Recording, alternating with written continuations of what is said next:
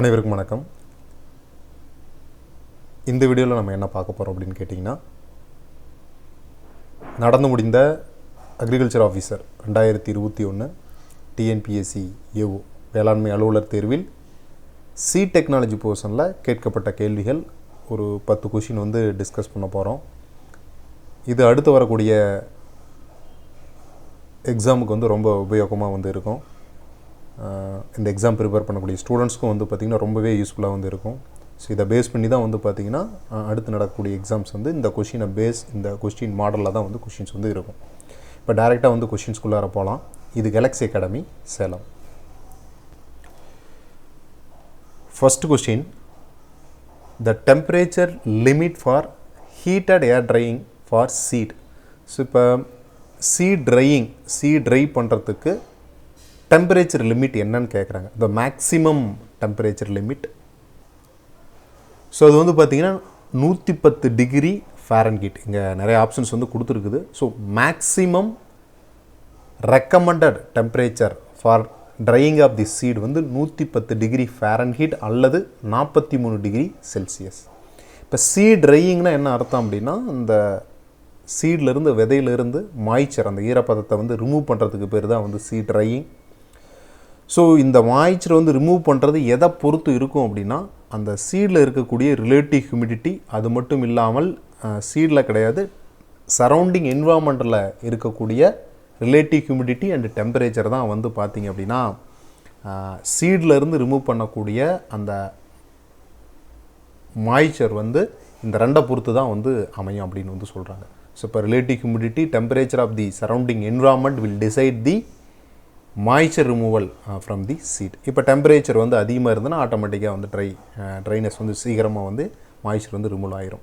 So most field crops, vegetable சீட்ஸ்லாம் orthodox seed. இங்கே orthodox சீட்னா என்ன அர்த்தம் அப்படின்னா, இந்த சீட்ஸ் பார்த்திங்கன்னா ஒரு பர்டிகுலர் மாய்ச்சர் கீழே ட்ரை பண்ணும் பொழுது, ஃபார் எக்ஸாம்பிள் 10% மாய்ச்சரை விட கம்மியாக அந்த லெவலுக்கு பண்ணும்போது கூட, இப்போ 4% மாய்ச்சர், 5% மாய்ச்சருக்கும் சீடில் இருக்கக்கூடிய மாய்ச்சர் ரிமூவ் பண்ணோம். அந்த அவ்வளோ தான் சீடில் மாய்ச்சர் இருந்தாலும் அதனுடைய ஸ்டோரபிலிட்டி பாதிக்காது. ஸோ அப்போ பர்டிகுலர் மாய்ச்சரு கீழே அதை ட்ரை பண்ணாலுமே அதனுடைய சீடோட வையபிலிட்டி லாஸ் ஆகாது, நல்லா நம்ம ஸ்டோர் பண்ணவும் முடியும். ஸோ அந்த லோ மாய்ச்சர் கண்டிஷனில் அதை தான் ஆர்த்தடாக்ஸ் சீட்னு சொல்கிறோம். So most agriculture and vegetable seeds எல்லாம் ஆர்த்தடாக்ஸ் இன் நேச்சர்.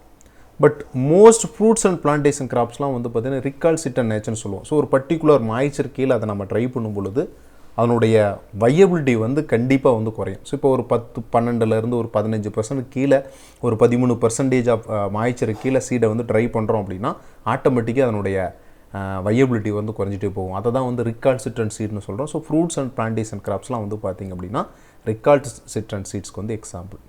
ஸோ இப்போ ஃபார் எக்ஸாம்பிள் சொல்லுங்கள். ஸோ ஒரு லெஸ் தேன் 10% மாய்ச்சருக்கு நம்ம ட்ரை பண்ணணும் அப்படின்னா ஃபாரன்ஹீட் பார்த்திங்கன்னா ஆல்மோஸ்ட் 110 இருக்கணும். So Celsius 43. ஸோ இப்போ இது மாய்ச்சர் ட்ரை பண்ணுறதுக்கு என்ன டெம்பரேச்சர் வேணும் அப்படின்னு சொல்லுவோம். இப்போ இதுவே 10 to 18 இருக்கணும் அப்படின்னா நம்ம என்ன டெம்பரேச்சரில் இருக்கணும். ஸோ அதுவே 18 to 13 இருக்கணும்னா என்ன டெம்பரேச்சரில் ட்ரை பண்ணணும்னு சொல்கிறாங்க.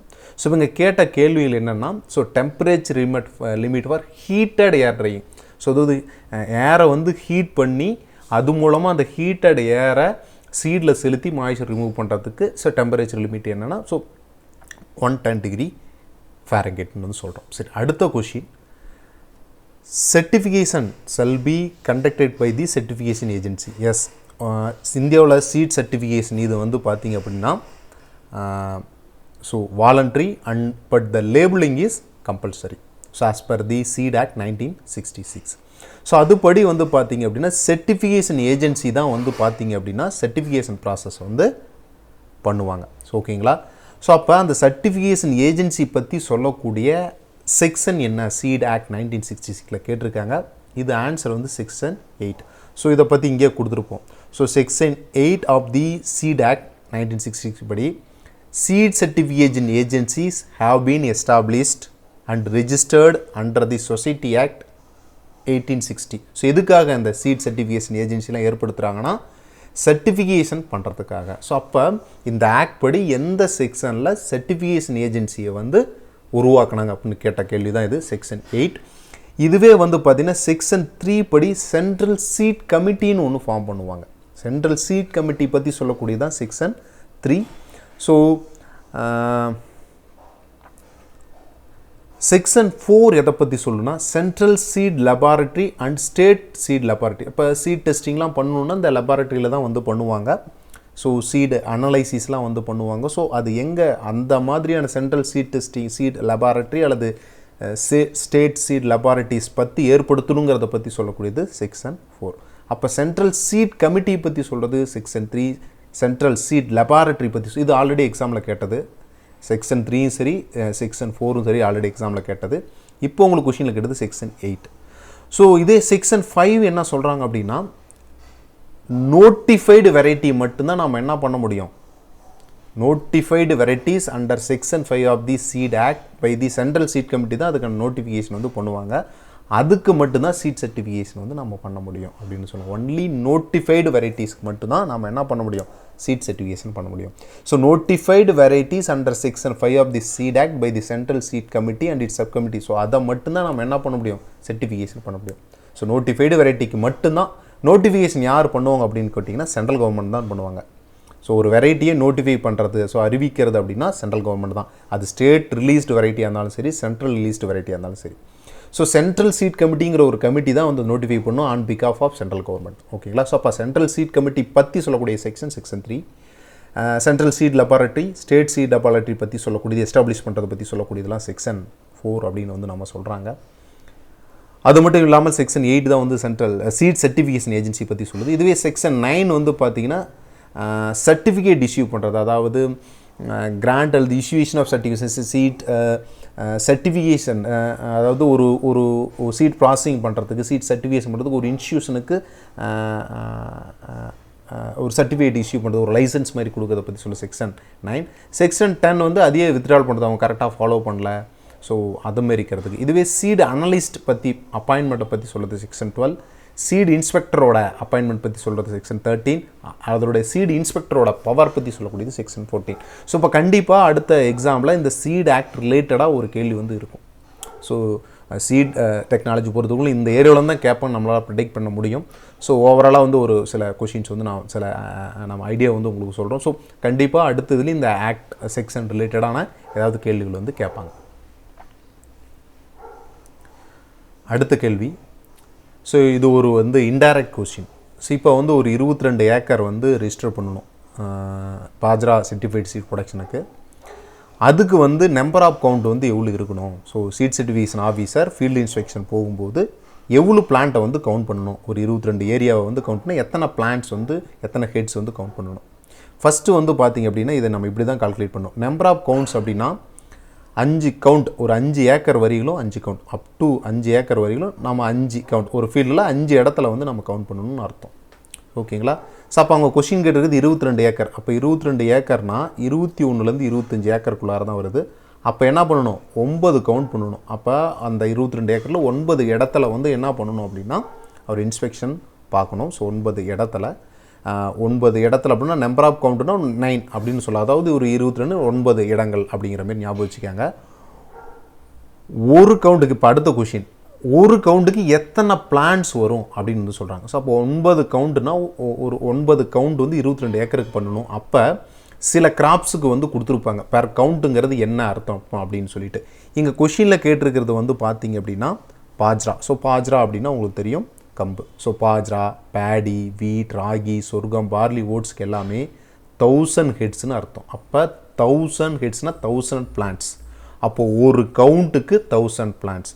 அது மாதிரி 22 ஏக்கராக இருந்தால் 9 கவுண்ட் வந்து பண்ணணும். ஸோ அப்போ 9 × 1000 ஹெட்ஸ் 9000 ஹெட்ஸ். இதுதான் வந்து கேள்வி. ஸோ அவங்க என்ன கேட்டிருக்காங்கன்னா 22 ஏக்கர் இருக்கக்கூடிய ஒரு லேண்டில் ஒரு சீட் சர்டிஃபிகேஷன் ஆஃபீஸர் எத்தனை கவுண்ட் வந்து பாஜ்ராவுக்கு சீட் சர்டிஃபிகேஷன் பண்ணும்போது பண்ணணும் ஃபீல்டு இன்ஸ்பெக்ஷன்லன்னு கேட்டாங்கன்னா ஸோ அவர் வந்து ஒரு 9 கவுண்ட் பண்ணணும். இங்கே ஒரு கவுண்ட்டுங்கிறது கிராப்பை பொறுத்து வந்து மாறுது. ஸோ இப்போ வந்து பார்த்திங்க இதுவே வந்து பிரிஞ்சால், bhindi, chilli, so cotton, maize, potato இருந்தால் 100 பிளான்ட்ஸ்னு அர்த்தம் ஒரு கவுண்ட்டுனா.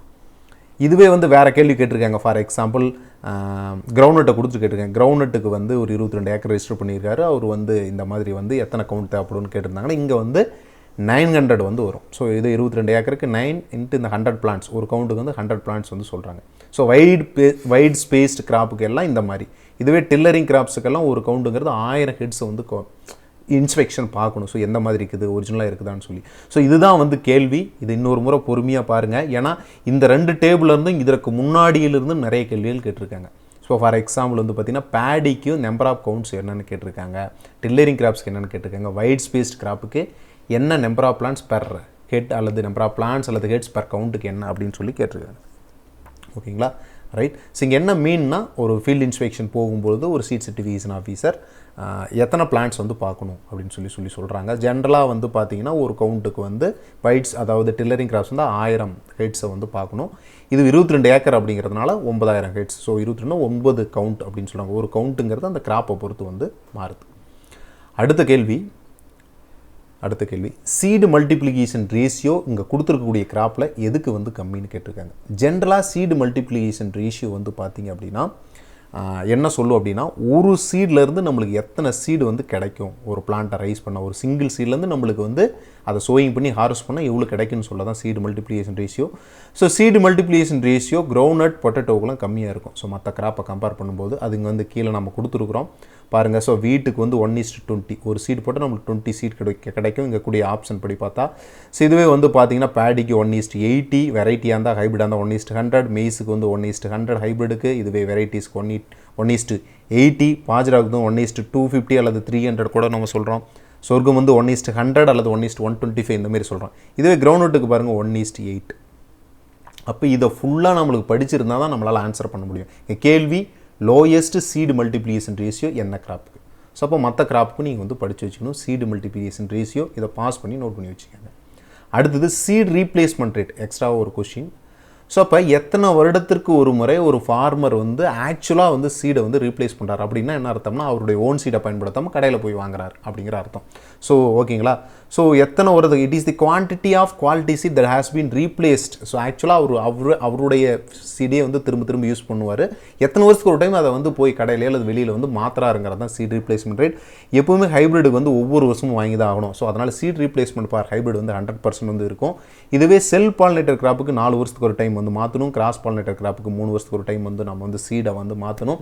ஸோ டார்கெட்லாம் இவ்வளோ ஃபிக்ஸ் பண்ணி வச்சுருக்காங்க. எவ்வளோ இப்போ செல் பாலினேட்டர் கிராப்னு 33% வந்து ரீப்ளேஸ் பண்ணணும் ஒவ்வொரு வருஷமும். அதேமாரி கிராஸ் பாலினேட்டர் கிராப் 50% அந்த மாதிரி சொல்கிறோம். ஸோ இந்தியாவில் வந்து 15 to 20% சீட் ரீப்ளேஸ்மெண்ட் ரேட் வந்து இருக்குது அப்படின்னு வந்து சொல்கிறோம். ஸோ இப்போ ஆல்ரெடி இதில் கேட்ட கேள்வி seed replacement rate for hybrid வந்து 100%. ஓகேங்களா, அதை தான் வந்து கொடுத்துருக்காங்க. ரைட். ஸோ அடுத்த கேள்வி 5வது கேள்வி. ஸோ செர்டிஃபைடு டேக் அதாவது செர்டிஃபைடு கிளாஸ் சீடுக்கான டேக் கலர் என்னென்னு வந்து கேட்டிருக்காங்க. அது வந்து அசூர் ப்ளூ. ஸோ அது வந்து பார்த்திங்க அப்படின்னா அசூர் ப்ளூ. ஸோ இதுவே ஒப்பல் க்ரீன் வந்து பார்த்திங்கன்னா ட்ரூத்ஃபுல்லி லேபிள்டு சீடுக்கு. இதுவே கோல்டன் எல்லோ அல்லது பஃப் அப்படிங்கிறது வந்து பார்த்திங்கன்னா ப்ரீடர் சீடுக்கு வரும். ஸோ இங்கே வந்து பார்த்திங்கன்னா நியூக்ளியஸ் சீடில் நான் கொடுத்துருப்பேன், இது தப்பு. ஸோ நியூக்ளியஸ் சீடுக்கு வந்து டேக் கலரே கிடையாது. இங்கே பஃப் அல்லது கோல்டன் எல்லோங்கிறது வந்து ப்ரீடர் சீடுக்கு. ஓகேங்களா. ஃபவுண்டேஷன் சீடுக்கு வந்து பார்த்திங்கன்னா ஒயிட், ரெஜிஸ்டர்டு சீடுக்கு வந்து பர்பிள். ஸோ இந்தியாவில் வந்து பார்த்திங்கன்னா three class system of multiplication system வந்து த்ரீ அதாவது breeder seed, foundation seed, certified seeds அந்த மாதிரி தான் வந்து ஃபாலோ பண்ணுறாங்க. ஸோ ரெஜிஸ்டர்டு சீடுங்கிறது ஒன்று வந்து இந்தியாவில் யூஸ் பண்ணுறது கிடையாது. இது யூஎஸ்ஏவில் தான் வந்து யூஸ் பண்ணுறாங்க. யூஎஸ்ஏவில் தான் வந்து யூஸ் பண்ணுறாங்க. ஸோ நியூக்ளியஸ் சீடோட ப்ராஜினி தான் ஃபவுண்டேஷன் சீடோட ப்ராஜினி நியூக்ளியஸ் சீடோட ப்ராஜினி தான் ப்ரீடர் சீடோட ப்ராஜினி ஃபவுண்டேஷன் சீடோட ப்ராஜினி தான் சர்டிஃபைட் சீட். ஸோ ஓகேங்களா, ரைட். ஸோ அது உங்களுக்கு தெரியும். ஸோ அதனுடைய சைஸ் என்னன்னு சொல்லி கொடுத்துருக்கோம். ரைட். அடுத்த கொஷின். ஸோ மொனோசியஸ் கிராப்க்கான எக்ஸாம்பிள். ஸோ இது ரைஸ் வந்து பார்த்திங்கன்னா ஹெர்மோப்ரோடைட். ஸோ உங்களுக்கே தெரியும் பைசெக்சுவல், கிரவுண்ட்நட்டும் பைசெக்சுவல், மேல் ஃபீமேல் ரெண்டும் ஒரே ஃப்ளாரில் வந்து இருக்கும். Male reproductive organ, female reproductive organ ரெண்டுமே ஒரே ஃப்ளாரில் இருந்தால் அது ஹெர்மோப்ரோடைட் பைசெக்சுவல்னு சொல்லுவோம். கேஸ்ட்ரல் அப்படி கிடையாது. மேல் ஃபீமேல் ரெண்டும் தனித்தனியாக இருக்கும், பட் ஒரே இன்ஃப்ளாரசன்ஸில் இருக்கும். மேல் ஃபீமேல் ரெண்டும் தனித்தனியாக இருக்கும், பட் ஒரே இன்ஃப்ளாரசன்ஸ் இருக்கும். அதை தான் வந்து மொனோசியஸ் அப்படின்னு வந்து நம்ம சொல்கிறோம். ஸோ காட்டனும் வந்து பார்த்திங்கன்னா பைசெக்சுவல் ஃப்ளவர் தான் வரும். ஸோ இப்போ இங்கே கொடுத்துருக்கக்கூடிய ஆப்ஷன் வந்து பார்த்திங்கன்னா கேஸ்டர் தான் கரெக்ட். ஸோ இம்பர்ஃபெக்ட் ஃப்ளவரை வந்து எய்தர் மேல் தனியாக இருக்கலாம் அல்லது ஃபீமேல் வந்து தனியாக இருக்கும். ஒரே இன்ஃப்ளாரசன்ஸில் கூட தனித்தனியாக இருக்கலாம், அல்லது மேல் ஃபீமேல் ரெண்டுமே தனித்தனியாக கூட வந்து இருக்கலாம். ஸோ அதை தான் வந்து இம்பர்ஃபெக்ட் ஃப்ளவர்னு சொல்லுவோம், அல்லது யூனிசெக்சுவல் ஃப்ளவர்னு சொல்கிறோம். ஸோ இப்போ ரெண்டு ஃப்ளவருமே ஒரே பிளான்ட்டில் இருந்தால், அதாவது மேல் ஃப்ளவர் கோகனட்டில் வந்து பார்த்திங்கன்னா மேல் ஃபீமேல் ரெண்டும் ஒரே பிளான்ட்டில் இருக்கும். ஸோ அப்படி ஒரே பிளான்ட்லேயோ அல்லது ஒரே இன்ஃப்ளாரசன்ஸ்லேயோ இருந்தால் அதை வந்து மொனோசியஸ் அப்படின்னு வந்து நம்ம சொல்லுவோம். So coconut, maize, castor, amaranthus, குக்கர் பீட்ஸ்லாம் மொனோசியஸ்க்கு எக்ஸாம்பிள். இதுவே மேல் ஃபீமேல் ரெண்டு தனித்தனி பிளான்ட்டில் இருந்தால், for example papaya, date palm, spinach, asparagus, mulberry, palmyra, so அந்த மாதிரி இருக்கக்கூடியதெல்லாம் டயேசியஸ்னு வந்து சொல்கிறோம். ஓகேங்களா, ரைட். ஸோ அடுத்த கொஷின், இங்கே கொடுத்துருக்கக்கூடிய கிராப்பில் லாங் டே கிராப் எது? லாங் டே அது மட்டும் இல்லாமல் பைனியல் கிராப் எது? அதுக்கு வந்து 2 சீசன் வேணும் சீட் ப்ரொடக்ஷன் பண்ணுறதா இருந்தால். ஸோ கொடுத்துருக்கூடிய ஆப்ஷனில் கிளஸ்டர் பீன் வந்து பார்த்திங்கன்னா ஒரு ஷார்ட் டே பிளான்ட், அது மட்டும் இல்லாமல் இது ஆனுவல் தான், சீட் ப்ரொடக்ஷன் 3-4 மாதத்தில் பண்ணலாம். ஜூட்டும் அதேமாரி தான், கருங்கனி காட்டன் அதேமாரி தான். சுகர் பீட் தான் பார்த்தீங்கன்னா it is a long day biennial crop. So இது வந்து பல்ப் ப்ரொடக்ஷனுக்கு வந்து பார்த்திங்க அப்படின்னா ஆனுவல், இதுவே வந்து சீட் ப்ரொடக்ஷனுக்கு பைனியல். ஸோ இதனுடைய scientific name Beta vulgaris, subspecies vulgaris, variety altissima. இதனுடைய குரோமோஸ் நம்பர் 18. இது ஒரு மெடிட்டரேனியன் ரீஜன் தான் இதனுடைய ஆரிஜின். ஸோ பாருங்கள், biennial sugar producing tuber crop ஜென்ரலாக இது வந்து.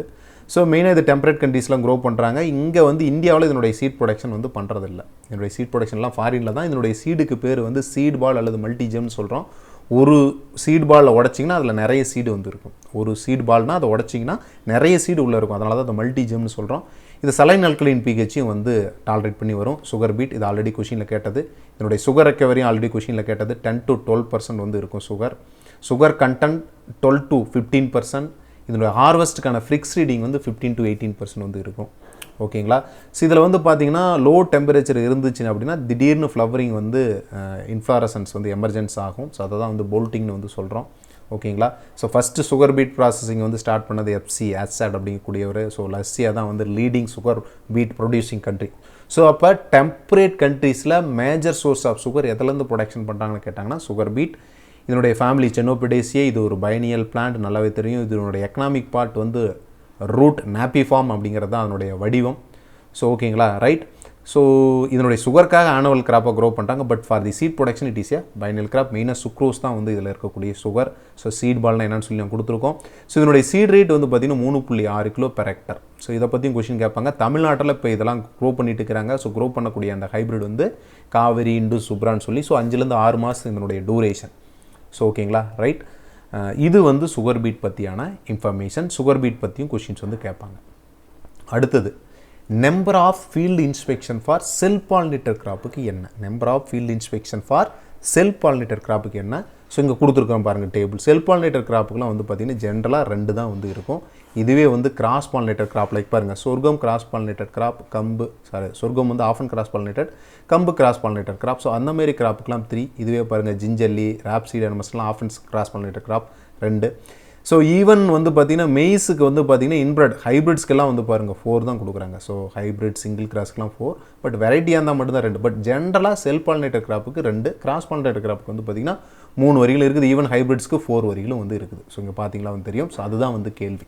ஓகேங்களா, ரைட். ஸோ எப்பப்போ பண்ணணும்? ஸோ ஃபீல்டு இன்ஸ்பெக்ஷன் இங்கே பாருங்கள், பேடி பொறுத்த வரைக்கும் ஒன்று வந்து ஃப்ளவரிங் டு ஹார்வெஸ்ட்டில் எப்போ 2 டைம் வந்து பண்ணுறாங்க. ஸோ ஒன்று maybe flowering time, or other maybe fruiting stage இந்த மாதிரி இப்போ இருக்கிறப்ப பண்ணுறாங்க. அடுத்தது, as per Indian seed certification standard. இங்கே பாருங்கள் இதிலே வந்து கொடுத்துருவோம் Indian minimum seed certification standard படி minimum physical purity certified seed class of பெண்டிக்கு எவ்வளோ? ஸோ ஃபிசிக்கல் பியூரிட்டி பெண்டிக்கு எவ்வளோன்னு கேட்குறாங்க. 99% வந்து இருக்கணும். ஸோ ஃபிசிக்கல் பியூரிட்டின்னு என்ன அர்த்தம் அப்படின்னா, it should be free from other crop seed அல்லது வீட் சீட்ஸ் அல்லது இன்னட் மேட்டர், இதெல்லாம் இல்லாமல் இருக்கக்கூடிய அந்த சீடாக பியூர் சீடை தான் ஃபிசிக்கல் பியூரிட்டின்னு சொல்கிறோம். ஸோ பெண்டிக்கு வந்து பார்த்தீங்கன்னா ஹையஸ்ட் ஃபிசிக்கல் பியூரிட்டி வந்து இருக்கும். ஸோ இதுவே sesamum, soybean, ragi, rapeseed and mustard, ஜூட்டுக்கெலாம் 97% ஃபிசிக்கல் பியூரிட்டி இருக்கணும். கிரவுண்ட்நட்டுக்கு 96, இதுவே கேரட் அண்ட் அமராந்தஸ்க்கு 95, இதுவே அதர் கிராப்ஸ்க்கெலாம் வந்து பார்த்திங்க அப்படின்னா 98. ஸோ இது வந்து கொஷினில் கேட்டிருக்காங்க. ஸோ இது முக்கியமானது. ஓகேங்களா. ஸோ கடைசி கொஷின், IMSSனால் என்ன? முன்னாடி இருக்கிற கேள்வியிலே அதுக்கான எக்ஸ்பான்ஷன் கொடுத்துறாங்க பாருங்கள். இந்த கொஷினை நல்லா படிச்சிருந்தீங்களாவே அந்த கொஷினை ஆன்சர் பண்ணியிருக்கலாம். Indian minimum seed certification standard அப்படின்னு அர்த்தம். ஸோ ஓகேங்களா. ஸோ இதுதான் வந்து அந்த 10 கொஸ்டின். All the best. இது வந்து ப்ரீவியஸ் இயர் ஏஓ பேப்பரில் கேட்ட கேள்வி. மீதி இருக்கக்கூடிய கேள்விகளை வந்து இன்னொரு வீடியோவில் வந்து பார்க்கலாம். ஸோ ஆல் த பெஸ்ட், நல்லா படிங்க.